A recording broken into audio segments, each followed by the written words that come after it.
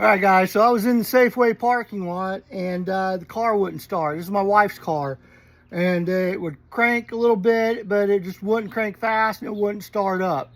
So what I'm going to show you guys today is how to check your own batteries at home. So this is not intended for my professional mechanics that sometimes watch my channel. This is intended, like most stuff, for the people who have never popped a hood on the car and want to learn how to do this stuff, right? So, so let's walk through it. All right, so I got choked up there. But anyway, we're looking at the battery. So the first thing you want to look at when you're looking at your battery is the condition of the battery. As you can see, this battery is very, very dirty on the top of it.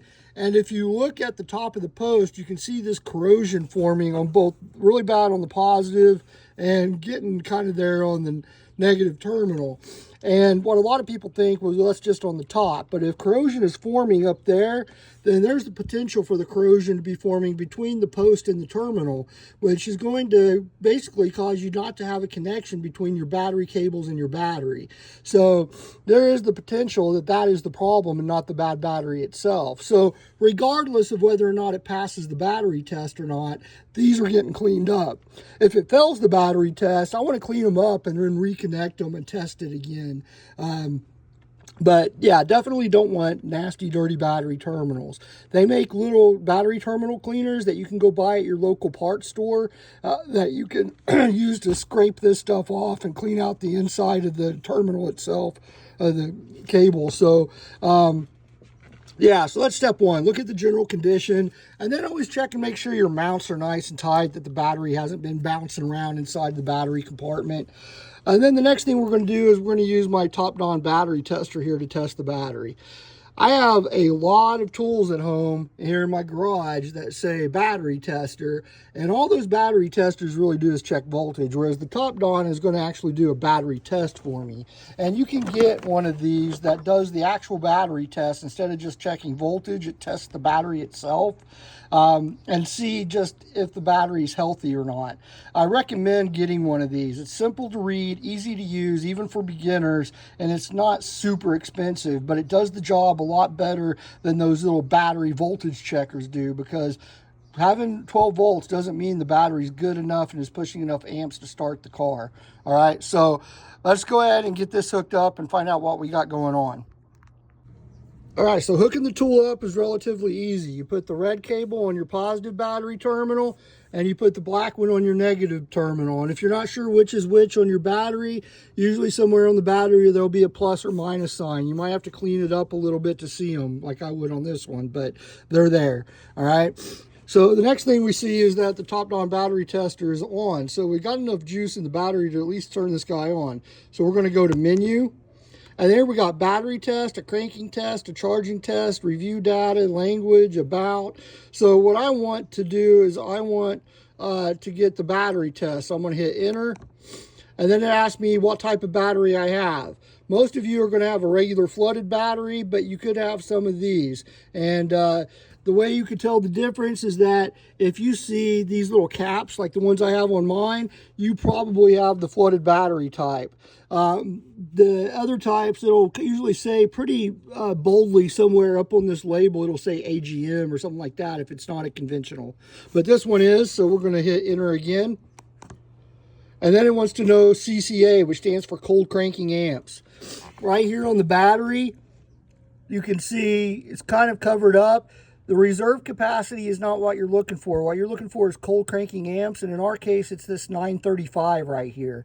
So I'm going to go back to this machine, and I'm going to put in, I'm going to put in cold cranking amps. So I'm going to hit enter, and then it starts at 680. We saw that we had 935 on ours, so we're going to go up. So we're going to hit the arrow button and just go up to 935.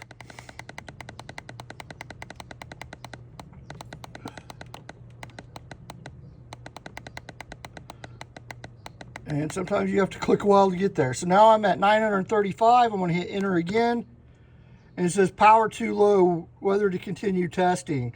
So right away, that's telling me that I don't have enough voltage in this battery for it to test the battery. So what I'm going to do next is I'm going to take these battery cables off, and I'm going to clean up these terminals, and then I'm going to test it directly at the battery and see if it still says power too low. Because like I said before, that corrosion may be preventing connectivity between the battery and the cables. So right now, if you look real close, I'm connected to the battery cables. So we're going to take these off, clean up the post, and then we're going to reattach it and see what it says. If it still continues to say it's too low to test, then I have two options. I can either get a new battery, or I can put this on a charger for a little while and then test it. But I'm pretty sure, living here in Arizona, the Arizona heat, I don't think my wife's replaced this battery for many years, so it is probably time to replace this guy. But we're still going to clean the post off and take a look at it just to check. In case you're wondering, the size for these here to loosen these up to take these off are the infamous 10 millimeter. And in a lot of modern vehicles, that's the size you're looking for. So just FYI. All right, guys, we got the terminals off. Now look at the corrosion on the sides of these guys. So that's not something that you would want to see. And it makes me wonder. So we're going to clean these up and see how it does with the battery test after. So it's funny, I was preaching to you guys about those little tools that can clean these terminals up, and I go in my toolbox and look and realized I loaned mine out and never got it back. So I got lots of emery cloth though, and that'll work just as well in a pinch, but I would rather have had that tool. All right, so we got these cleaned off. Not perfect, but good enough to be able to tell if that was the problem with why the battery wasn't working. But you see how they're clean, the corrosion's off of them, the sides of them look a lot better. So now we're gonna hook our tool back up and see what we get with the tool now. All right, we got our tool hooked back up. Now we're gonna press enter, and still getting the power too low, whether to continue testing. So for this battery, just based on the age and the heat here in Arizona, I'm not going to bother putting this one on a charger. I'm just going to go down to AutoZone, grab me another battery and put in it. But if it did test it at this point and it failed it, this is going to be a much better test than just the voltage check. This is how you test a battery and what to look for. Another thing that I wouldn't recommend for a beginner or someone who's not really experienced at dealing with these things is you can pull these caps off and check the water level in each of the cells and top it off with some distilled water. But it's kind of dangerous if you're not used to doing this. You got to be very careful. So just, if I were you, and I'm not a mechanic and I'm barely ever even open a hood, I wouldn't mess with this thing, to be honest with you, if I was you. So, but for some of you more experienced guys, yeah, sure, we can take these off, pop them off, wearing our safety glasses and gloves and stuff, and then top off these cells and charge the battery and retest it and all that good stuff. But I wouldn't recommend it. So I hope this helped for people who just wanted to learn a little bit about how to check their batteries and what to do and how to clean them and all that good stuff. If you have any recommendations for other videos, let me know.